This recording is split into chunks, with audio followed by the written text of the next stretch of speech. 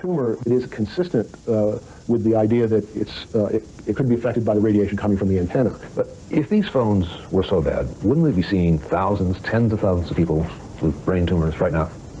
Not necessarily. The technology has not been around that long.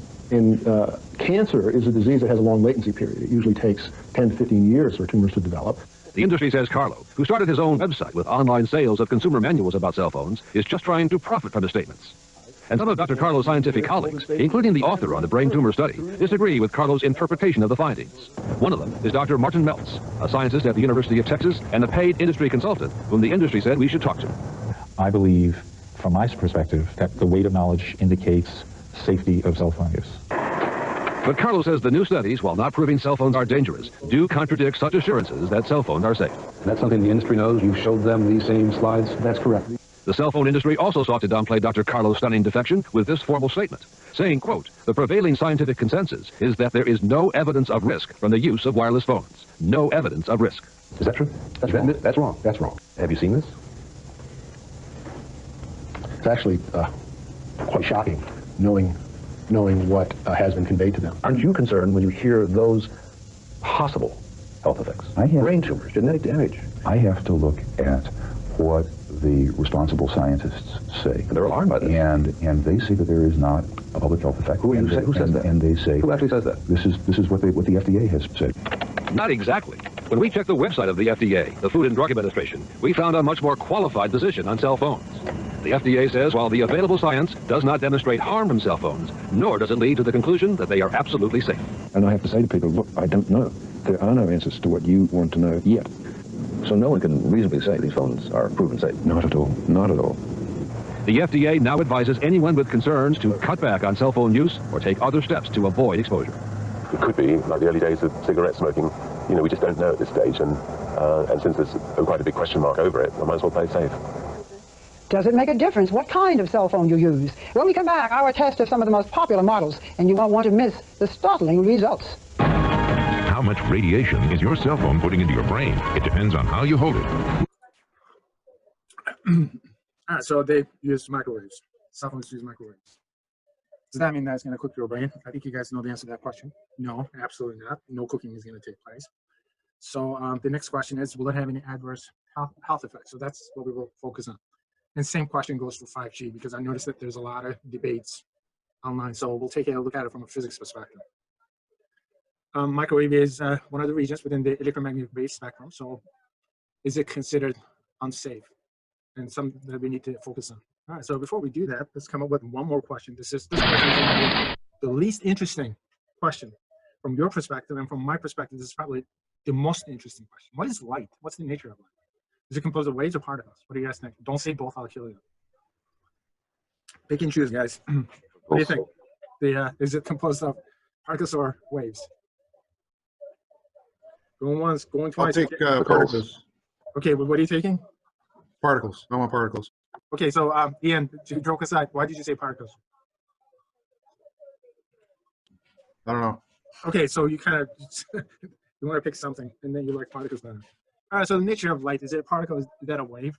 No, not. This was another thing. Forget about 5G or the whether or not the cell phones are harmful to you. This was actually something which was debated over 200 years, the nature of light. And this debate actually continued into modern physics today.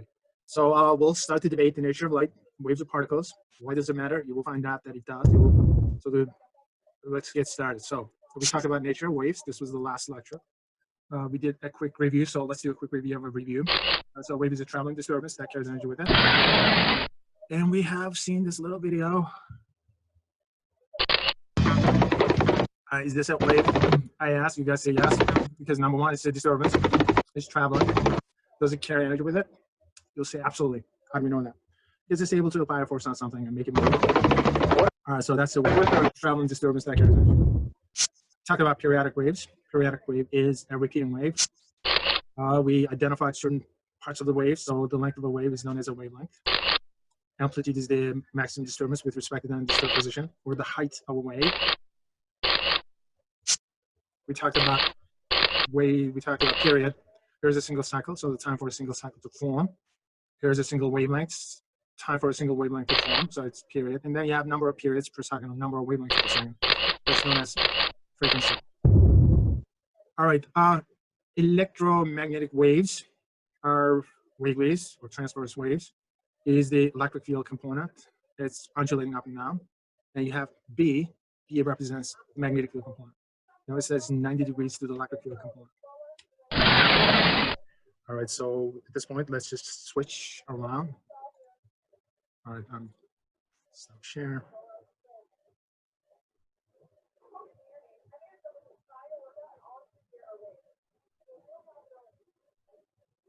Okay, so let's go to the PDF file. Looks like that. All right, so electromagnetic waves. All electromagnetic waves will, I don't care about that, will travel at the light speed. So you got the electric field component and you have the magnetic field component. And all electromagnetic waves will travel in this direction at the light speed. So they all travel at the light speed. All right, speaking of the light speed, in all physics books, numbers are expressed in terms of meters per second. So this is 300 million meters per second. So that's how fast they travel in a vacuum. In terms of miles, within a single second, they travel 189,000 miles.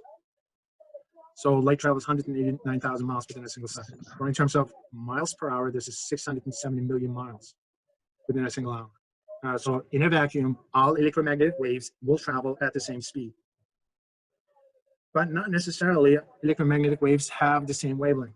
Remember, frequency times wavelength is going to give you the wave speed. So frequency times wavelength gives you the wave speed. You get your wavelength, you get your frequency, and this times that is going to give you the wave speed. All electromagnetic waves travel at the same speed, but they don't necessarily have the same wavelength. All right, because they all travel at the same speed, and because this is constant, different frequencies will yield different wavelengths. All right, so as the frequency goes down, the wavelength is going to go up. As the frequency goes up, the wavelength is going to go down. This, in turn, sets up an electromagnetic wave spectrum. All right, so in this direction, in the upward direction, frequency is going to increase, and the wavelength is going to become shorter. What that means is gamma rays on top will have a much higher frequency than the radio waves at the bottom. Also, in this direction, the wavelength is going to get shorter. Radio waves will have the largest wavelength. Gamma rays will have the shortest wavelength. Radio waves will have the smallest frequency. Gamma rays will have the largest frequency. All right, so if that's the case, which ones move faster? The radio waves will have lower frequency, or the gamma rays will have higher frequency. All electromagnetic waves travel at the same speed. Just remember that. Okay, so a couple of things to emphasize before we get into the details is we'll be fine all the way up to this point. Let me just make this all the way up to ultraviolets will be fine. Once you get over ultraviolet, we will start to have problems in terms of radiation. In terms of safety. All right, so the region that I just identified, which is this region. This is the danger region.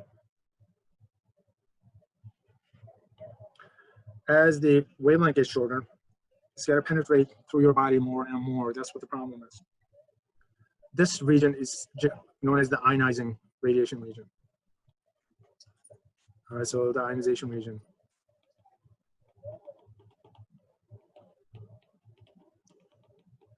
All right, so that's going to give you ionizing radiation. So what that means is that sort of radiation has the capacity to knock an electron out of the atoms and molecules making up your body.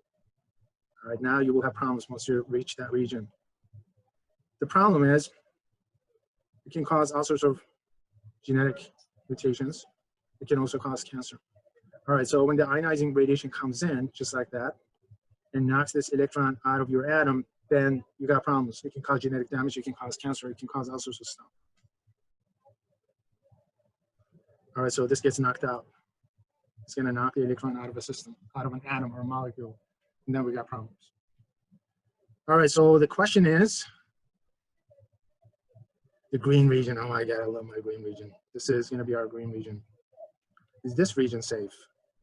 So you got the ionizing radiation here, and then you got the safe region. So the question is this really safe? The reason why I'm asking this is because radio waves, obviously something that we use in transmitting radio as well as the TV waves. So this is what we've been using forever. Microwaves, we use them for cooking, as well as, once again, for telecommunication purposes, guys, the microwaves, you get your cell phones, right? What else do you think? Wi-Fi. Wi-Fi is microwaves. Every time you're using your cordless phone at home, once again, it's microwaves. Microwave frequency range has been being used for the past 20, 30 years. So this stuff is all around us. So are they safe? And thinking that it's not an ionizing radiation, so it's got to be safe. All right, that's one way of looking at it.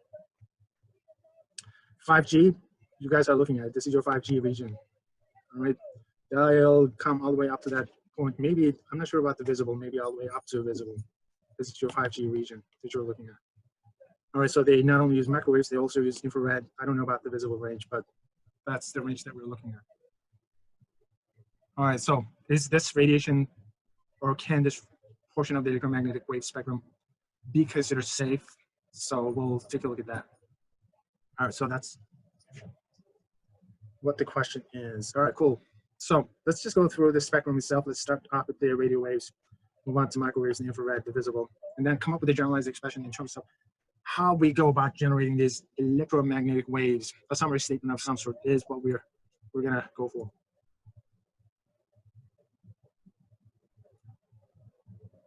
Oh yeah, when I just get out of here. All right, so the first one on the list, long wavelength, so we're going to be dealing with radio waves. Oh, what? All right, pick out the best answer.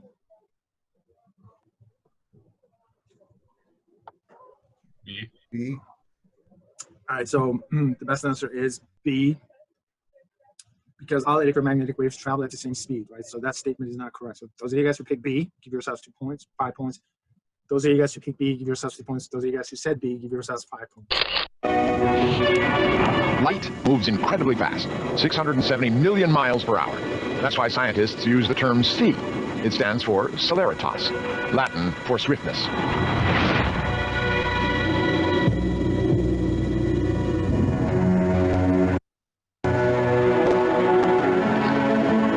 Long before the 19th century, science had computed the speed of light, but no one knew what light actually was.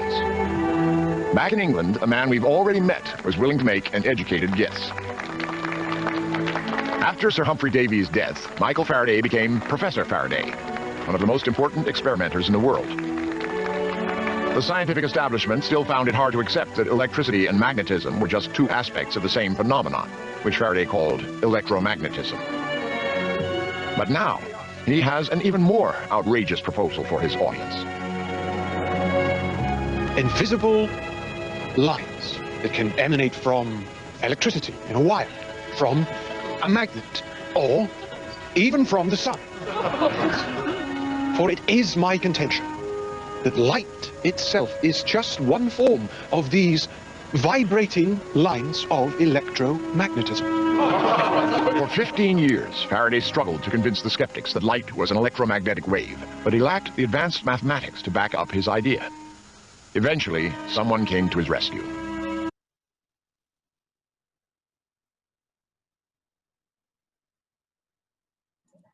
Why is it that people thought that when he was talking about electromagnetic waves, he was out of his mind? Why is it that he wasn't taken seriously when he was talking about how electromagnetic waves were traveling and the fact that light was an electromagnetic wave? People thought that he was out of his mind because of the simple reason that he was more of an experimental physicist. And the physics is some that whenever you come up with a theory, the theory needs to be expressed in the form of math. And as you all know, Faraday had no math background whatsoever. He could not do the mathematics, even if his life depended on it. There was no way he was going to be able to express these ideas using mathematics. That's the reason why the physics became extremely visual, the way he had done physics, and we were still using his notations. You got the electric field lines emanating from positive charges directed towards negative charges. The magnetic field lines are drawn from positive, the North Pole to the South Pole, and the current has a direction. We have the right-hand rule number 1, right-hand rule number 2, and so forth. These are the ideas that Faraday came up with. And he also came up with the idea of electromagnetic waves. No one took him seriously except for one person. The person who took him seriously was a Scottish theoretical physicist, James Clerk Maxwell.